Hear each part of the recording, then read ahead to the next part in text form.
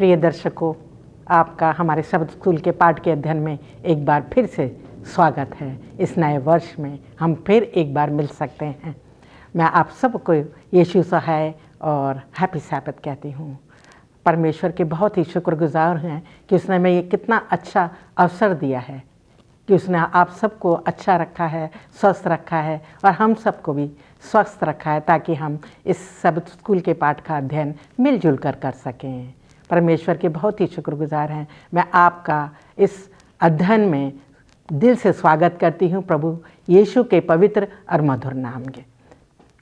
अजीज़ों, मैं स्वागत करना चाहती हूँ हमारे जो अजीज़ आज हमारे साथ विचार विमर्श करेंगे इस अध्ययन के ऊपर, अपने संदेश को, अपने विचारों को साझा करेंगे। उनका भी मैं स्वागत करना चाहती हूँ। पास्टर फ्रैंकलिन फ्रांसिस आपका और पास्टर आरब भारती आपका भी मैं दिल से स्वागत कर सकती हूँ कि आप हमारे बीच में हो सकते हैं। हमारे आज 2022 का जो पहला त्रिमास है, जैसा कि आप जानते हैं, इब्रानियों की पुस्तक का अध्ययन हम लोग कर रहे हैं जिसका शीर्षक है अंतिम समय के लिए एक संदेश। और आज का चौथे पाठ का अध्ययन हम करने जा रहे हैं जिसका शीर्षक है यीशु हमारा वफादार भाई, हमारा ईमानदार भाई। ये हमारे आज के अध्ययन का शीर्षक है। मैं चाहती हूँ इससे पहले कि हम अपने अध्ययन में चलें, पास्टर फ्रैंकलिन फ्रांसिस हम सब के लिए दुआ करें ताकि इस लेसन को हम अच्छे से समझ सकें। आइए प्रार्थना करें। दयालु और अनुग्रहकारी पिता परमेश्वर, आज के पवित्र शब्द के लिए हम आपका धन्यवाद देते हैं। आज की पवित्र संगति के लिए हम प्रभु आपका धन्यवाद देते हैं कि आपने इस नए वर्ष में हमें एक और मौका दिया है कि हम सब मिलकर परिवार के रूप में इस जूम प्लेटफॉर्म के माध्यम से आज के चौथे सबद स्कूल पाठ का अध्ययन कर सकते हैं। प्रभु, आज आपने पास्टर भारती, मिसेस भारती और मुझे चुना है कि आज के सबद स्कूल पाठ को हम अपने दर्शकों के साथ साझा कर सकते हैं। प्रभु, हमें ज्ञान बुद्धि समझ दे कि जो कुछ भी हम बोले हम सिर्फ और सिर्फ प्रभु आपके पवित्र शास्त्र में से होकर बोले और आपकी पवित्र आत्मा की अगुवाई में होकर बोले। आज का सबद स्कूल पाठ हम सबों के लिए एक बहुत बड़ी आशीष का कारण बने। प्रभु, हमारे पाप और गुनाहों को आप माफ़ करें। प्रभु यीशु मसीह के नाम से मांगते हैं, आमीन आमीन। प्रिय दर्शकों, हम जैसे कि इब्रानियों की पुस्तक का अध्ययन कर रहे हैं, पहला पाठ पहला दूसरा इब्रानियों की किताब, उसका अध्ययन बहुत अच्छे से हम लोग कर पाएंगे, जो हमारे लिए बहुत ही महत्वपूर्ण किताब है। आज का हमारा जो याद वचन है उसको भी अजीज़ों मैं आपके साथ साझा करना चाहती हूँ। आप भी अपनी बाइबल खोल लीजिए, जो कि इब्रानियों की किताब उसके दूसरे अध्याय की 14 पद इस तरह लिखा है, इसलिए जबकि लड़के मांस और लहू के भागी हैं तो वह आप भी उनके समान सहभागी हो गया, ताकि मृत्यु के द्वारा उसे जिसे मृत्यु पर शक्ति मिली थी अर्थात शैतान को निकम्मा कर दे। प्रभु के इस वचन और पढ़े जाने पर हम सबको आशीष मिले। अजीज़ों, जैसा कि हम लोग सब जानते हैं कि प्रभु यीशु जो है इस दुनिया में आए, उन्होंने मानव जीवन को अपनाया, मानव शरीर को अपनाया इस दुनिया में। और हम ये भी जानते हैं, आप लोग बाइबल में पढ़ते चले आए हैं कि उन्होंने किस तरह का जीवन इस दुनिया में जिया। अजीज़ों, आज जो हमें विचार विमर्श करेंगे, ख़ास तौर से यीशु मसीह को अपने उद्धारकर्ता के रूप में देखेंगे, महापवित्र याजक के रूप में देखेंगे और हमारा सच्चा अगुवा के, यही हमारे आज विचार विमर्श के मुद्दे रहेंगे। और ख़ास तौर से एक बात जो हमें बहुत सुख देती है, आनंद देती है कि प्रभु यीशु, आज इस बुक को हम पढ़ेंगे, इस बातों को हम सीखेंगे कि प्रभु यीशु मसीह हमें अपना भाई और बहन कहते हैं, जबकि प्रभु ये पिता के पुत्र हैं, परंतु प्रभु यीशु हमें अपना भाई और बहन कहकर पुकारते हैं। और अजीज़ों, ये बात भी बहुत ही महत्वपूर्ण है कि प्रभु यीशु ने जब इस दुनिया में आए तो उन्होंने जो है मृत्यु को प्राप्त किया। उन्होंने इस दुनिया में रहते हुए, क्योंकि मृत्यु ही जो है शैतान का हथियार है जो हमें डरा देती है, परंतु मृत्यु में होकर भी उन्होंने हमें एक विजयी बनाया। और यही आज हम सीखेंगे सब कि किस तरह हम विजयी होते हैं, किस तरह मृत्यु पे हम फतेह हासिल कर सकते हैं। प्रभु यीशु ने जब दुख सहा, सब कुछ सहा, इस दुनिया में आकर जो भी कष्ट उन्होंने सहे। आइए इन विचारों को और विस्तार के साथ अपने जो हमारे अध्यापक गण हैं उनके साथ सीखेंगे। हम अपने आज रविवार के अध्ययन को शुरू करते हैं और पास्टर भारती से चाहती हूँ कि वो हमें सिखाएं, हम सबको बताएं कि भाई जैसे कि आज रविवार का शीर्षक है भाई और उद्धारकर्ता। प्रभु यीशु हमें गुलामी से किस तरह से आज़ाद करते हैं। ये जो है हम सब के लिए एक अच्छा और सुंदर प्रश्न है सीखने के लिए, जो आज हमारे रविवार के पर्चे में दिया गया है। और इसके 2 हेडिंग दिए गए हैं, भाई और उद्धारकर्ता। और जैसे हम आज का पर्चा सीख रहे हैं कि यीशु मसीह जो हैं एक वफ़ादार और एक ईमानदार भाई हैं मेरे और आपके लिए। यीशु मसीह जो हैं मेरे और आपके लिए सच्चे जो हैं वो भाई हैं। और दूसरा हम आज सीखेंगे कि यीशु मसीह जो है वो मेरे और आपके लिए एक वफ़ादार, एक सच्चा उद्धार करता है। और जैसे अभी मिसेज भारती ने बताया कि यीशु मसीह ने अपने आप को मेरा और आपका भाई और वो जो है वो बताया है कि उसने अपने आप को जो है मेरा और आपका भाई कहने के लिए उसने कोई लज्जा की बात या शर्म जो है उसने महसूस नहीं की, क्योंकि हम गुनाहगार हैं। इसके बावजूद भी यीशु मसीह ने हमें अपना भाई और बहन कहकर के जो है वो पुकारा है। और वो जो है वफ़ादार भाई है। हम चाहे परेशानी में हैं, चाहे मुसीबत में हैं, लेकिन वफ़ादार भाई होने के नाते वो हमारे साथ रहता है, हमारी मदद करता है। वो दुनियावी भाइयों के जैसा वो हमें मुसीबत में छोड़ करके वो नहीं चला जाता। और यही बात जो है एक वफ़ादार उद्धारकर्ता के बारे में जो सिद्ध होती है कि उसने जो है अपने जीवन को भी मेरे और आपके लिए उसने जो है वो कुर्बान कर दिया। और मेरा और आपका वो वफ़ादार, छुड़ाने वाला, बचाने वाला उद्धारकर्ता जो है वो ठहरा। और ये इंतजाम जो है दुनियावी तौर से अगर हम लेवितिकुस की किताब उसके 25 अध्याय की यहाँ 25 आयत से लेकर के जो है और 28 आयत तक पढ़ते हैं, और उसके बाद जो है अगर हम 47 से लेकर के 48 तक पढ़ते हैं, तो यहाँ 2 दुनियावी चीज़ों का जो है जिक्र किया गया है कि इंसान जो है इस दुनिया में रहते हुए अगर अपनी ज़मीन को बेच देता है, जबकि परमेश्वर ने उनको कहा था कि तुम अपनी ज़मीन को कभी सदा के लिए ना बेचना, क्योंकि ये ज़मीन मेरी है, भूमि मेरी है। यहाँ 23 आयत में लिखा है कि भूमि सदा के लिए बेची ना जाए, क्योंकि भूमि मेरी है। परमेश्वर ने जो है कहा कि ये भूमि जो है मेरी है, इसको ना बेचा जाए। लेकिन अगर कोई व्यक्ति जो है वो परेशानियों में पड़ के, मुसीबतों में पड़ के, गरीबी में पड़ कर के वो अपनी ज़मीन को जो है वो गिरवी रख देता है, तो उस गिरवी रखी हुई ज़मीन को छुड़ाने का अधिकार उसके सबसे नज़दीकी भाई को या उसके सबसे नज़दीकी रिश्तेदार को, ये हक ज़मीनी तौर से जो है दुनियावी तौर से होता था कि अपने रिश्तेदार की या अपने भाई की जो है वो उस गिरवी रखी हुई ज़मीन को वो छुड़ा करके जो है वो अपने भाई को वापस कर दे, या 50 साल होने का इंतज़ार करे। और जब सैबत जो है आए 50वां सैबत, तो उस दिन वो गिरवी रखने वाला व्यक्ति उसको जो है वापस करने का इंतजाम या दुनियावी तौर से मूसा ने अपने समाज के लोगों के लिए किया था। लेकिन यहाँ लिखा है कि अगर कोई व्यक्ति निर्धनता में पड़ करके अपने आप को बेच दे, तो उसको भी छुड़ाने का अधिकार उसके नज़दीकी रिश्तेदार को, उसके नज़दीकी भाई को जो था वो दिया गया था। और इसीलिए प्रभु यीशु मसीह ने मुझे और आपको अपना भाई, अपना नज़दीकी रिश्तेदार, अपना खास भाई जो है उसने अपने आप को मेरे और आपके लिए कहा है। और जैसा कि हम जानते हैं कि इस दुनिया में हम गुलामी में जो है वो चले गए हैं। हम गुलामी के जो है वो गुलामी में हमने अपने आप को बेच दिया है, और उस गुलामी से छुड़ाने का अधिकार यीशु मसीह ने जो है वो अपने ऊपर लिया है।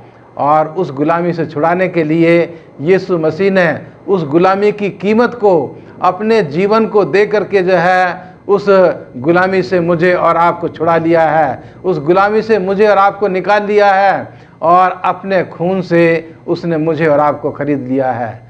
तो आज हम यीशु मसीह के शुक्रगुजार हैं कि उसने शैतान की उस गुलामी से मुझे और आपको छुड़ाने का इंतजाम उसने मेरे और आपके लिए और दुनिया के तमाम लोगों के लिए उसने इंतजाम कर दिया है। इसलिए परमेश्वर जो है वो मेरा और आपका वफ़ादार भाई, मेरा और आपका वफ़ादार छुड़ाने वाला है। हम जब कभी भी मुसीबत में, गरीबी में फंस जाते हैं या दास की गुलामी में जो है वो फंस जाते हैं, दास बन जाते हैं गुलामी के, तो यीशु मसीह मेरा और आपका वफ़ादार भाई है और वो मुझे और आपको छुड़ाने के लिए हमेशा तैयार है। शुक्रगुजार हूँ पास्टर भारती, आपका अपने अच्छे विचार आपने हमारे साथ साझा किए। आइए हम सोमवार के अध्ययन में चलते हैं अजीज़ों, जिसका शीर्षक इस तरह है, उन्हें भाई कहने से वह लजाता नहीं। और पास्टर फ्रैंकलिन, आप प्लीज़ हमारे दर्शकों को बताएं, हमें दूसरों को अपना भाई बहन कहने बनाने के लिए क्या करने की आवश्यकता है। मैडम, बहुत ही अच्छा प्रश्न है और हम सोमवार के पाठ में है जिसका शीर्षक है, उन्हें भाई कहने से वो लजाता नहीं था। और इसके लिए हम अपनी बाइबल में जाएंगे, इब्रानियों की पत्री उसका 11वां अध्याय और उसके 24 से लेकर 26वीं आयत तक।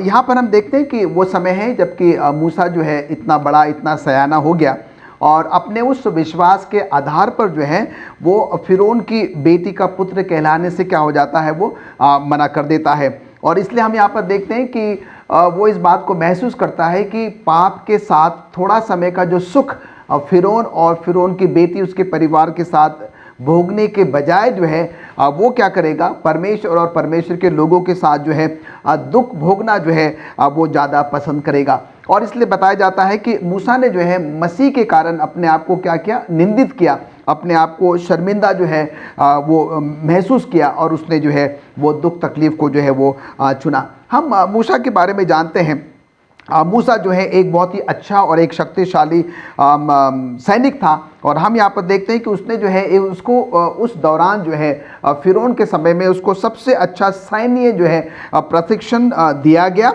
और उसके बाद बताया जाता है कि राज में जो है वो सबसे शक्तिशाली जो है वो व्यक्ति गिना जाता था।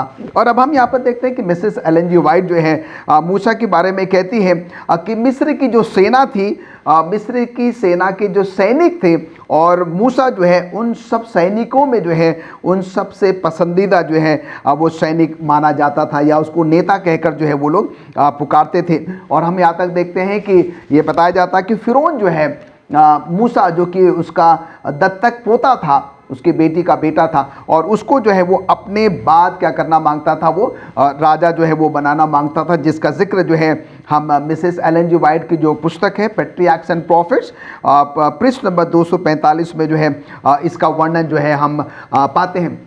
और हम यहाँ पर देखते हैं कि मूसा ने जो है परमेश्वर और परमेश्वर के लोगों के लिए क्या किया, वो सारा सम्मान, वो सारी प्रसिद्धि, वो पैसा, वो राजगद्दी, वो सब कुछ क्या कर दिया, वो छोड़ दिया और परमेश्वर के लिए और परमेश्वर के लोगों के लिए वो क्या हो गया, एक नम्र जो है वो सेवक बनना उसने क्या कर लिया, चुन लिया। और वो एक ऐसे समय में जबकि हम देखते हैं कि जब इजरायली जो है वो एक गुलाम की अवस्था में है, दास की अवस्था में है, वे ज़्यादा पढ़े लिखे नहीं हैं, वो सब अशिक्षित हैं, उनके पास कोई ऐसी बड़ी शक्ति जो है वो नहीं है। और ऐसे समय में मूसा क्या करता है, उनका सहारा बनता है, उनके लिए जो है एक सेवक बनकर जो है वो उस निंदा को सहन करता है, उस शर्मिंदगी को जो है वो सहन करता है और उस कष्ट को जो है वो सहन करता है। और हम देखते हैं कि यहाँ बताया जाता है कि सार्वजनिक रूप से जो है इजराइलियों को क्या किया गया था, आहत पहुंचाया गया था, चोट पहुंचाई गई थी, उनको जो है शर्मिंदा जो है वो किया गया था। और उन सब के बावजूद भी जो है हम देखते हैं कि मूसा जो है क्या करता है, परमेश्वर और परमेश्वर के लोगों को जो है वो चुनता है। अब हम यहाँ पर देखते हैं मैडम, जो आपने हमसे प्रश्न किया था कि हम जो है कैसे लोगों को जो है अपना भाई और बहन जो है वो ग्रहण कर सकते हैं, उनको स्वीकार कर सकते हैं। संत पौलुस कहता है कि जैसे हमें और आपको क्या है कि परमेश्वर पर अपना संपूर्ण विश्वास और भरोसा रखने की ज़रूरत है और जो कुछ भी जो है प्रभु यीशु मसीह ने हमें और आपको करके जो है वो बताया है, हम क्या करें, उसका जो है वो अनुसरण करें। और हम देखते हैं कि मूसा ने क्या किया, अपना सब कुछ छोड़कर जो है वो प्रभु परमेश्वर के पीछे हो लिया। और उसी प्रकार से हम भी क्या कर सकते हैं, दूसरों को अपना भाई या बहन स्वीकार करने के लिए जो है सबसे पहले तो हम प्रभु यीशु मसीह को स्वीकार करें और उसके बाद जो है हम प्रभु यीशु मसीह के समान बनने की जो है वो कोशिश करें। और जब हम प्रभु यीशु मसीह के समान बनने की जो है वो कोशिश करेंगे तो सचमुच में हर एक भाई हर एक बहन जो है वो हमारे और आपके लिए क्या होगा, वैसे ही जो है भाई और बहन कहलाएगा। हम उसको वैसे महसूस करेंगे जैसे कि प्रभु यीशु मसीह ने जो है वो हमारे और आपके लिए किया। कई बार हम ये इस बात को महसूस करते हैं जबकि हम इस दुनिया में रहते हैं, जब कभी हम किसी को अपना भाई या किसी को अपना बहन बनाते हैं या किसी को हम अपना बच्चा बनाते हैं तो उसके पीछे हमारा कोई ना कोई जो है स्वार्थ होता है। पर हम यहाँ पर देखते हैं कि प्रभु यीशु मसीह ने जो है किसी भी प्रकार का कोई स्वार्थ नहीं रखा।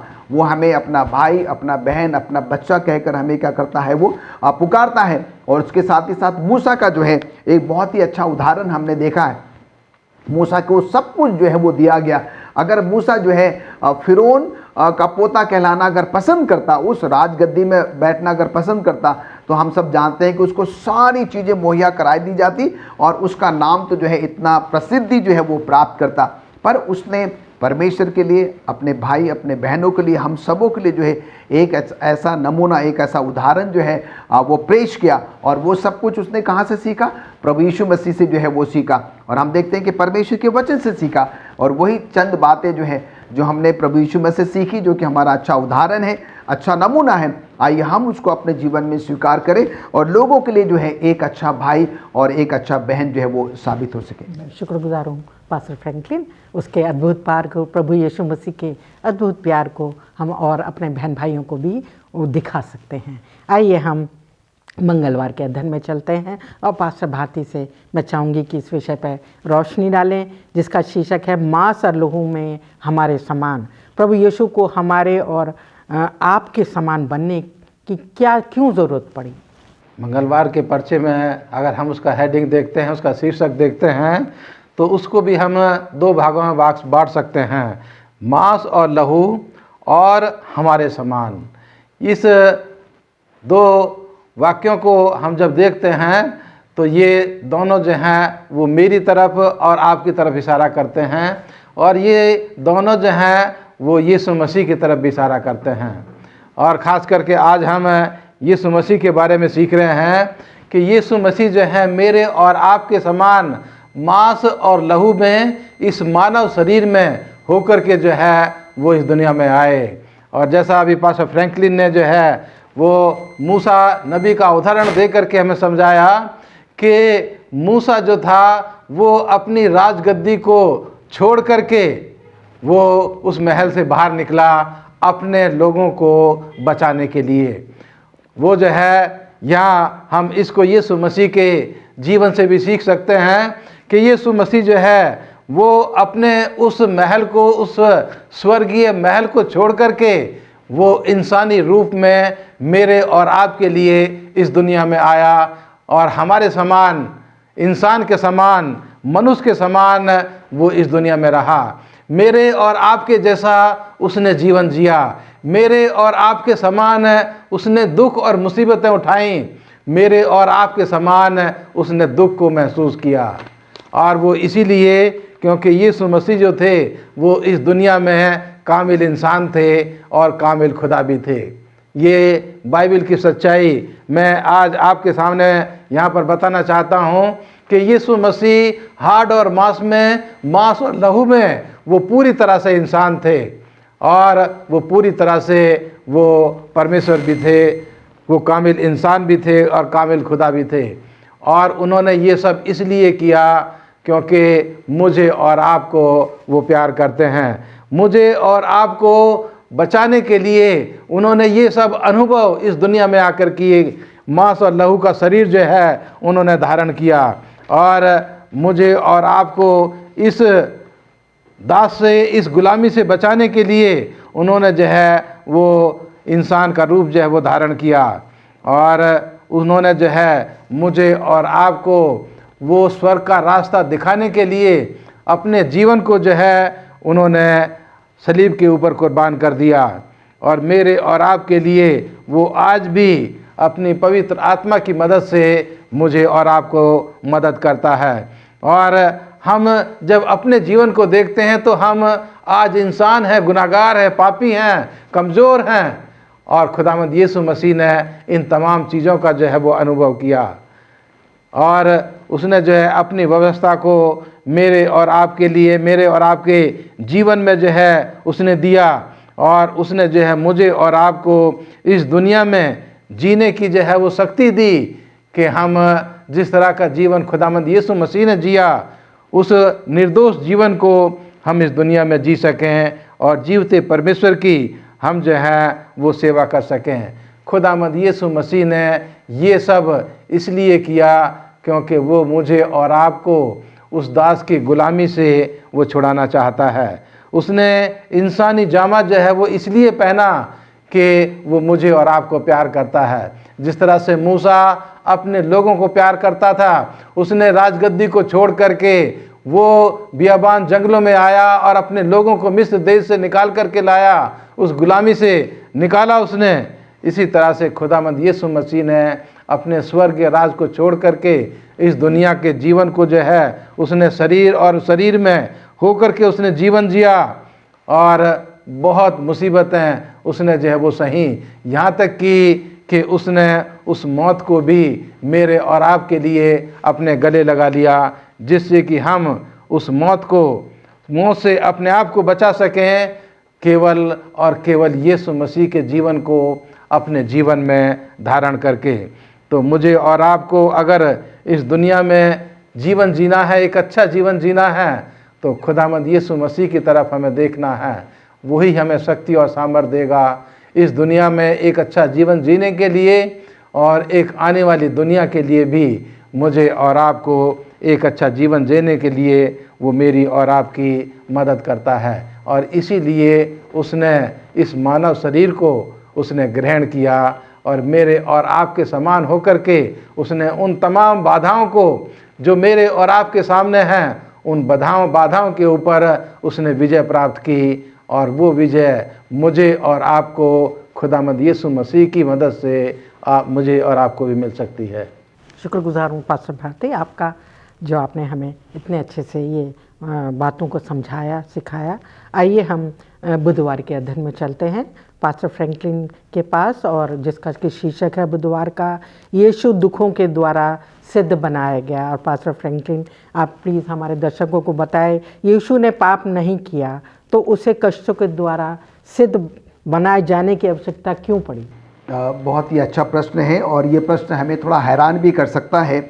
जैसे कि हम बुधवार के शीर्षक को देखते हैं कि यीशु दुखों के द्वारा सिद्ध बनाया गया। ये कैसे संभव हो सकता है कि कोई व्यक्ति जो है वो दुख उठाए, तकलीफ उठाए, मुसीबत उठाए, परेशानियां उठाए, और यहाँ तक कि जो है वो मृत्यु को भी जो है वो सहन करे, और उसके द्वारा जो है वो सिद्ध जो है वो साबित किया जा सके। पर हम यहाँ पर देखते हैं, हम किसी एक संसारिक व्यक्ति की बात नहीं कर रहे हैं, हम प्रभु यीशु मसीह की बात कर रहे हैं, जो कि सचमुच में जो है जिसने हमें और आपसे बहुत बहुत जो है वो प्रेम किया। और थोड़ा आगे चलकर हम जो है उसके बारे में और सीखेंगे। हम देखते हैं कि संत पौलुस जो है हमें बार बार ये समझाने की, सिखाने की कोशिश कर रहा है कि हम अपना संपूर्ण विश्वास और भरोसा क्या करें, सिर्फ और सिर्फ जो है वो प्रभु परमेश्वर पर रखें। और हम सबको ये पता है कि हम सब ने पाप किया, और जो पाप की जो मजदूरी है वो मृत्यु है।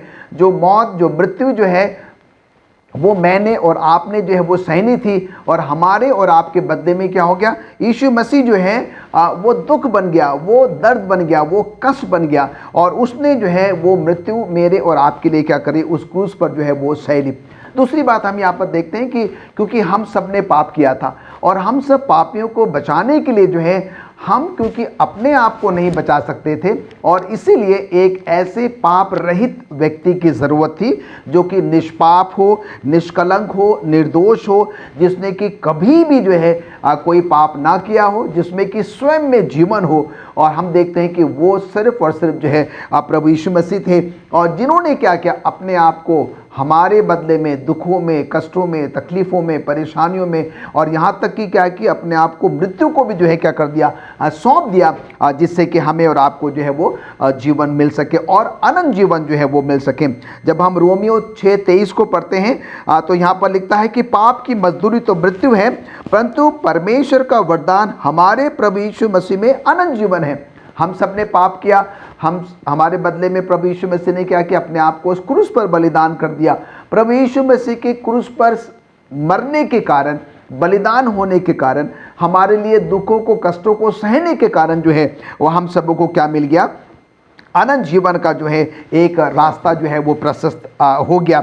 और हम यहाँ पर देखते हैं कि जो पाप, गुनाह, खता हमने करी थी, जिसकी सज़ा जो है वो हमको मिलनी चाहिए थी, पर हमारा प्रभु परमेश्वर जो है, जिसने कि अपने एक लौते बेटे यीशु मसीह को जो है हमारे और आपके लिए क्या कर दिया, इस दुनिया में जो है वो भेज दिया। हमारे और प्रभु यीशु मसीह में एक बहुत बड़ा फ़र्क है, और वो ये है कि प्रभु यीशु मसीह जो है वो पाप रहित है। प्रभु यीशु मसीह किसी भी प्रकार का कोई पाप जो है वो नहीं पाया गया। पर हम देखते हैं कि हम जो पापी लोग हैं, हम जो है पाप सहित हैं। इसका मतलब ये होता है कि हमारे तो रग रग में जो है पाप जो है वो बसा हुआ है। हम पाप में उठते बैठते चलते फिरते हैं, जीवन यापन जो है हम करते हैं। प्रभु यीशु मसीह जो है वो पवित्र हैं, और परमेश्वर ने, हम देखते हैं कि उसने क्या किया, परमेश्वर ने अपने बेटे यीशु मसीह के द्वारा जो है हमें एक सिद्ध उपहार के रूप में क्या किया, पेश किया। और अपना परमेश्वर का वो निस्वार्थ प्रेम, वो अगापे प्रेम जो कि वो अपने बच्चों से जो है वो करता है, उसका सबसे बड़ा उदाहरण हम देखते हैं कि हम उत्पत्ति 1:26 में पढ़ते हैं कि परमेश्वर ने हमें अपने स्वरूप में, अपनी समानता में बनाया है। और इसीलिए क्या है कि उसका वो जो अगापे प्रेम है, उसने अपने बेटे यीशु मसीह को उस क्रूस पर हमारे आपके लिए क्या कर दिया, अब बलिदान कर दिया। तीन बातें जो हैं हमें आपको समझने की ज़रूरत है, जो कि प्रभु यीशु मसीह ने क्या किया, हमारे और आपके लिए किया। सबसे पहली बात हम यहाँ पर देखते हैं कि वो एक बहुत ही अच्छा उद्धारकर्ता साबित हुआ, एक महायाजक साबित हुआ, और उसके बाद तीसरी बात जो है वो हम सबों के लिए जो एक बहुत ही अच्छा धार्मिक नेता जो है वो साबित भी हुआ। और उसके अंतर्गत हम देखते हैं कि मसीह ने क्या किया, लोगों के लिए दुख उठाया। प्रभु यीशु मसीह ने लोगों के लिए क्या किया, कष्ट सहा, और उस तकलीफ़ों में, कष्टों में भी जो है वो अपने प्रभु परमेश्वर के प्रति क्या रहा, ओबीडिएंट रहा, आज्ञाकारी जो है वो रहा। और उसके बाद तीसरी बात हम देखते हैं कि प्रभु यीशु मसीह जो है वो हमारे और आपके लिए क्या बन गया, एक महायाजक जो है वो बन गया, जो हमारे लिए एक बड़े भाई का जो है क्या करता है, वो काम करता है। और जैसा मसीह ने हमारे लिए क्या किया, दुख सहा, तकलीफ सही, मुसीबत सही, शर्मिंदगी सही, लज्जा सही, और वो सब कुछ सहने के साथ साथ क्यों सहा, क्योंकि वो हमसे बहुत प्रेम करता। अब सवाल ये उठता है कि क्या मैं और आप भी जो है अपने भाई बहनों के लिए, लोगों के लिए उसी प्रकार का दुख सहते हैं, तकलीफ सहते हैं, मुसीबत सहते हैं, और जिससे कि जो प्रभु यीशु मसीह ने हमारे लिए किया है, क्या मैं और आप जो है परमेश्वर के लिए, प्रभु यीशु मसीह के लिए वैसा ही करने के लिए हम तैयार हैं? शुक्रगुजार हूँ पास्टर फ्रैंकलिन आपके लिए, इतने अच्छे विचार जो आपने साझा किए। आइए हम बृहस्पतिवार के अध्ययन में चलते हैं, जिसका शीर्षक इस तरह है, भाई हमारे उदाहरण के रूप में। और पास्टर भारती हमें सिखाएंगे, समझाएंगे प्रभु यीशु को अपना अगुआ मानकर हमें क्या करने की ज़रूरत है। यहाँ इसको समझने के लिए मैं इब्रानियों की किताब उसके 12 अध्याय की 1 से 4 आयत तक पढ़ना चाहता हूँ। यहाँ लिखा है, इब्रानियों उसका 12 अध्याय उसकी 1 से 4 आयत, इस कारण जबकि गवाहों का ऐसा बड़ा बादल हमको घेरे हुए है, तो आओ हम हर एक रोकने वाली वस्तु, उलझाने वाले पाप को दूर करके वह दौड़ जिसमें हमें दौड़ना है, धीरज से दौड़ें, और विश्वास के कर्ता और सिद्ध करने वाले यीशु की ओर ताकते रहें, जिसने उस आनंद के लिए जो उसके आगे धरा था, लज्जा की कुछ चिंता न करके क्रूस का दुख सहा और परमेश्वर के सिंहासन की दाहिनी ओर जा बैठा। इसलिए उस पर ध्यान करो, जिसने अपने विरोध में पापियों का इतना विरोध सह लिया कि तुम निराश होकर साहस ना छोड़ दो। तुमने पाप से लड़ते हुए उससे ऐसी मुठभेड़ नहीं की कि तुम्हारा लहू बहा हो।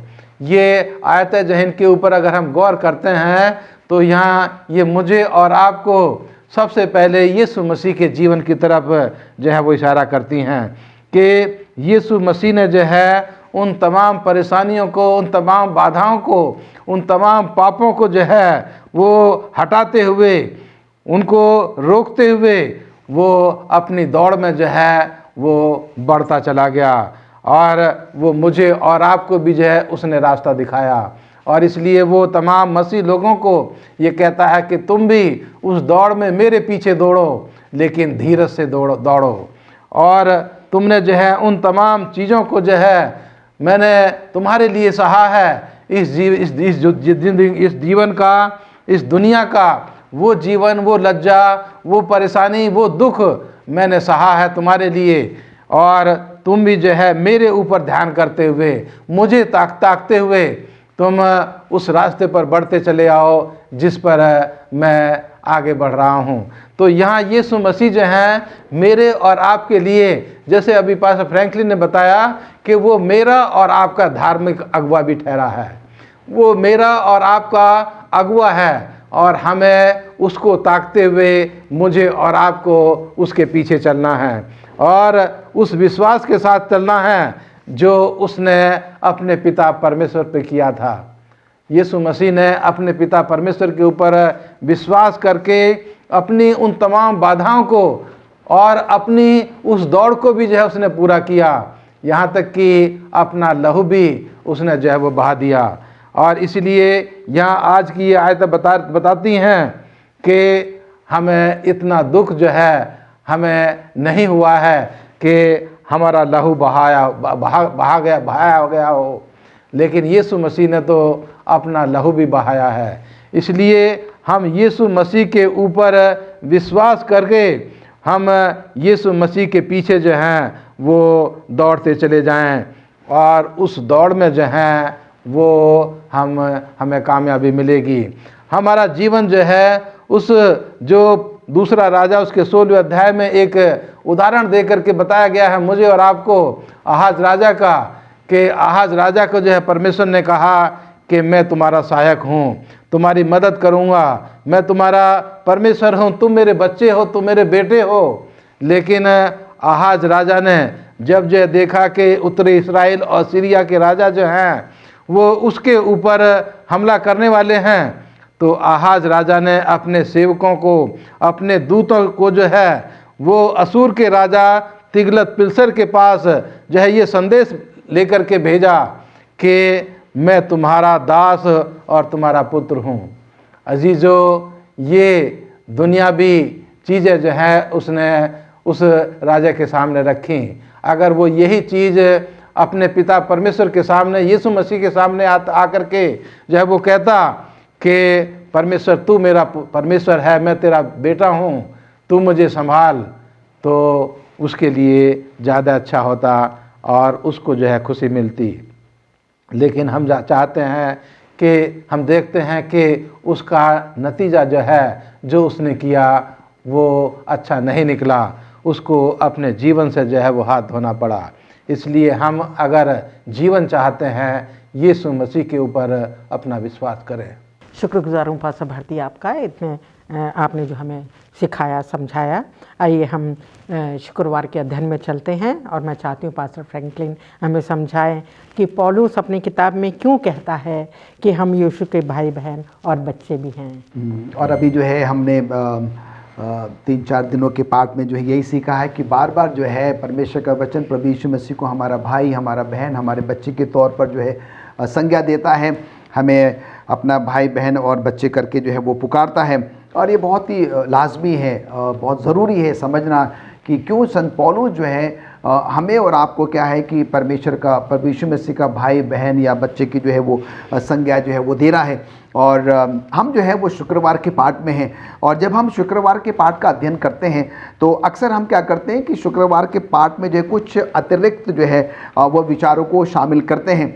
और विशेष करके हम जो है मिसेस एलन जी वाइट जो कि हमारी नबियाँ हैं, हमारी भविष्यवक्तिनी हैं, हम क्या करते हैं उनके कथनों को जो है, उनके विचारों को जो है उस संदर्भ में, जिस संदर्भ में हम जो सब स्कूल पाठ का अध्ययन करते हैं उस संदर्भ में मिसेस एलन जी वाइट के क्या विचार हैं, वो हमारे साथ और क्या जोड़ना मांगती है, हमें उन विचारों को कैसे और बेहतर समझाने की कोशिश करती है, हम उस पर जो है चिंतन मनन जो है वो हम करते हैं। यहाँ पर हम देखते हैं कि इब्रानियों उसका 2 अध्याय उसका 13वें पद में, और यहाँ पर यीशु मसीह के जो है वो शब्द हैं।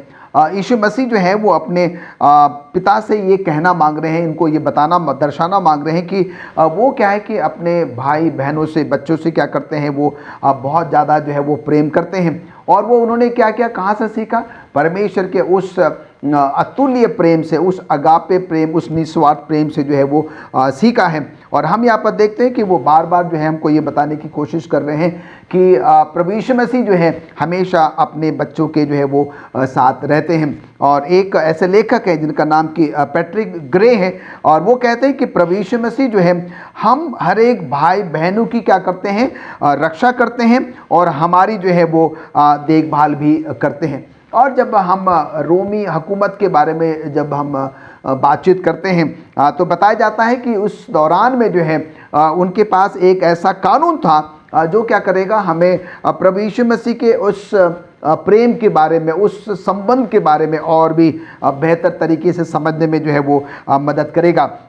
और बताया जाता है कि उस कानून का जो नाम है लैटिन भाषा में टुटेला एम्पुबेरम, और जिसका मतलब अर्थ यहाँ पर ये होता है कि अगर मान लीजिए एक परिवार में पिता का देहांत हो जाता है और पिता के देहांत के बारे में जो है उस कानून के तहत क्या होगा कि एक शिक्षक जो है, एक टीचर क्या करेगा, उन बच्चों की परवरिश करने के लिए, उनकी देखभाल करने के लिए जो है वो सामने आएगा और उनकी जो है वो परवरिश करेगा जब तक कि वो बड़े बच्चे जो है उतने बड़े, उतने सक्षम जो है वो नहीं हो जाते हैं। और उनकी सारी जिम्मेदारी जो है उस नौजवान शिक्षक पे होगी, जो क्या करेगा कि एक बड़े भाई के तौर पर जो है, एक अगुवे के तौर पर क्या करेगा, उनकी जो है वो देखभाल करेगा। और उसी प्रकार से संत पौलुस जो है हमें यहाँ पर समझाने की कोशिश कर रहा है कि प्रभु यीशु मसीह जो है वो हम सबों के लिए एक भाई के स्थान पर, एक बहन के स्थान पर, एक अगुवे के स्थान पर क्या करता है, वो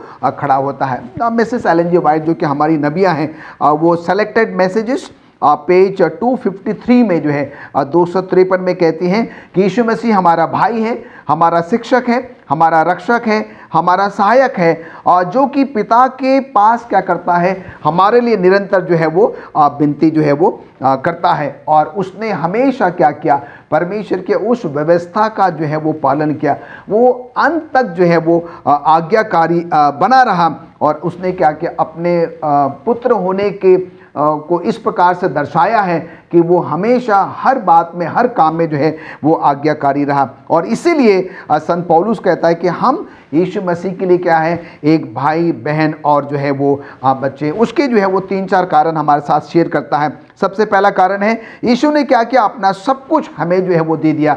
उसके तहत हम और आप उसके भाई बहन और बच्चे कहलाए जा सकते हैं। दूसरी बात, यीशु मसीह हमेशा हमारी मदद करता है हर एक अवस्था में। जो है संसारिक लोग हमें छोड़ सकते हैं, नज़रअंदाज कर सकते हैं, हमें अनसुना कर सकते हैं, पर प्रभु यीशु मसीह हर स्तर पर जो है हम सबों की मदद करने के लिए वो तैयार होता है। प्रभु यीशु मसीह हमारा एक बहुत ही अच्छा अगुवा है, हमेशा वो हमारे आगे आगे चलता है और हमारी अगुवाई करता है। और सबसे अच्छी और अहम बात है वो क्या है कि सबको बराबर दृष्टि से देखता है, चाहे वो पापी हो चाहे वो धर्मी हो, सबको बराबर सूर्य देता है, सबको बराबर बारिश देता है, सबकी बराबर जो है वो क्या करता है, वो देखभाल करता है। और वो क्यों ऐसा करता है, क्योंकि वो उसका निस्वार्थ प्रेम जो है, जो कि उसने मुझसे और आपसे जो है वो किया। एक बहुत ही अच्छा नमूना, एक बहुत ही अच्छा उदाहरण जो है प्रभु यीशु मसीह मेरे और आपके लिए है। एक अच्छा भाई है, एक अच्छा बहन है, एक अच्छा बच्चा जो है मुझे और आपको क्या करना है, साबित करना है,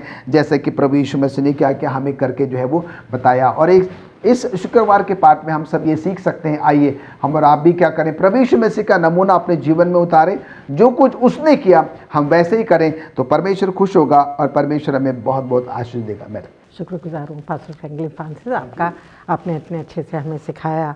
और मैं पास्टर भारती का भी बहुत बहुत शुक्रगुजार हूँ जिन्होंने अपने विचारों को हम सबके साथ साझा किया। अजीज़ों, जैसा कि आज हमने सीखा, ये प्रभु यीशु मसीह के अतुल्य प्रेम को हमारे लिए दिखाता है कि उन्होंने इस मानवीय जीवन को स्वीकार किया।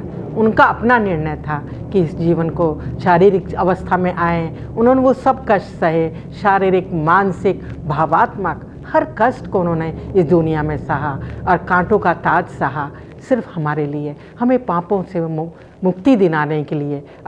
हमें अपना भाई बहन वो कहते हैं, ये उनके प्रेम को ही दिखलाता है। और जब एक भाई बहन की जब बात आती है तो हमारे लिए जो है वो हमारे जीवन में बहुत एक प्यार का अनुभव होता है, एक बहुत करीबी रिश्ता, भाई बहन कहने का, पिता कहने का, एक हमारा बहुत करीब रिश्ता हम उसको महसूस कर सकते हैं। और इसलिए प्रभु का जो ये प्रेम है, हमारे पिता का जो ये प्रेम है, अतुल्य प्रेम, उसको अपने जीवन में याद रखें। और प्रभु यीशु ने जैसे कि इस दुनिया में रहे और अपने पिता की आज्ञाओं को मानते हुए वो उन्होंने पिता पर भरोसा रखा, हर बात में पिता पर भरोसा रखा। अजीज़ों, तो हमें प्रभु यीशु का नमूने को अपने जीवन में रखते हुए अपने पिता पर ही भरोसा रखें, प्रभु यीशु पर भरोसा रखें। कई बार हम अपनी सामर्थ पर, अपनी धन दौलत पर भरोसा रखने लग जाते हैं, पर हमें चाहिए कि हम उसके विश्वास में, उसके नाम पर, उस पर दृढ़ भरोसा रखें, विश्वास रखें।